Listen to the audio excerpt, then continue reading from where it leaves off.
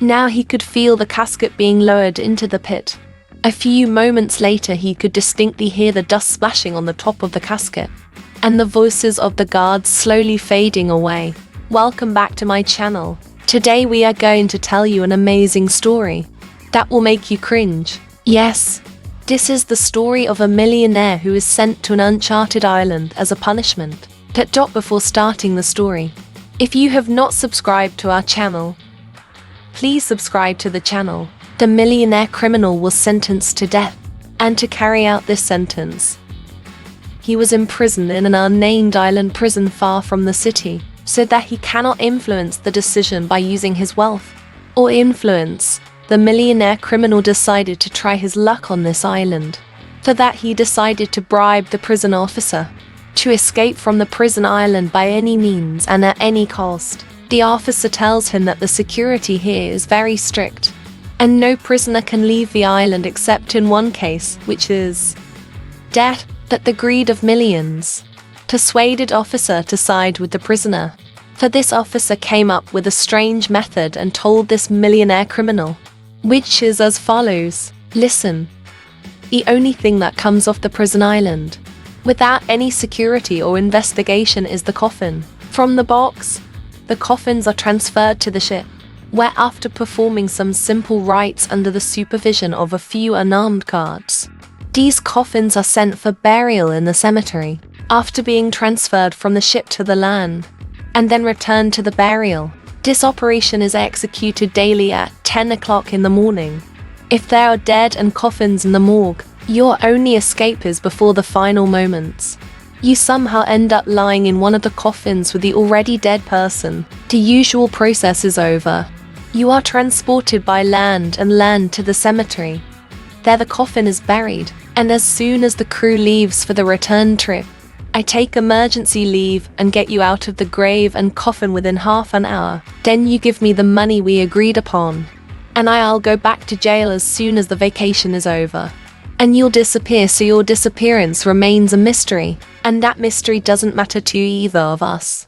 What do you think? The millionaire thought it was a crazy plan, but it was still 1,000 times better than hanging on the gallows. The millionaire promised to pay a large amount, and then the two agreed on the same course of action. According to officer's plan, the prisoner agreed that he would sneak into the mortuary if he was lucky and someone died there. Then he would lock himself in the first coffin on the left. There will already be a corpse inside. The next day, following the route given by officer as planned, the millionaire managed to sneak into the mortuary, where two coffins were placed on the mortuary floor. But once again, the instinct to survive overcame this temporary fear.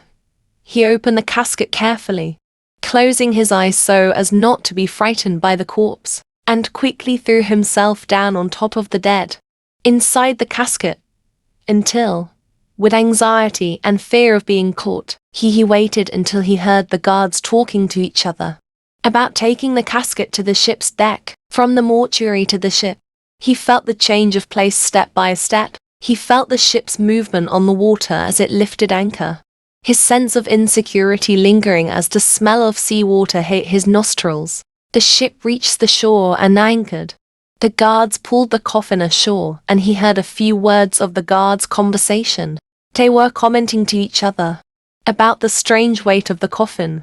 He was saying that it was the first time in his life that he was lifted from such a heavy coffin. From this conversation, this millionaire prisoner felt a strange fear and tension. He was afraid that the guards might not open the coffin and see it. What is inside? But the tension dissipated when he overheard a guard telling a joke in which he made fun of overweight inmates. It was probably the first moment. He felt the little relief from the morgue until he reached the cemetery. Now he could feel the casket being lowered into the pit. A few moments later he could distinctly hear the dust splashing on the top of the casket, and the voices of the guards slowly fading away. And now in this dark grave he was in a strange situation, buried alive 3 meters deep with a human corpse, and with every passing moment, it was getting harder for him to breathe. He thought it was right that he didn't trust the officer, but he also knew that the love of wealth is the greatest power. And the orange used his love of wealth to get the millions as promised. Thanks will surely come. The wait was getting longer. The body felt like thousands of ants were slowly crawling. Satisfying himself, he said, "Just another 10 minutes. Then, everything will be all right." And he will breathe free air again and see the light once more. He was now coughing continuously due to difficulty in breathing. Another 10 minutes passed. The oxygen in this grave is about to run out. And the officer has not come yet. Soon, with these voices, his pulse quickened. It must be that officer. Finally he came. The voice approached. Then it went away.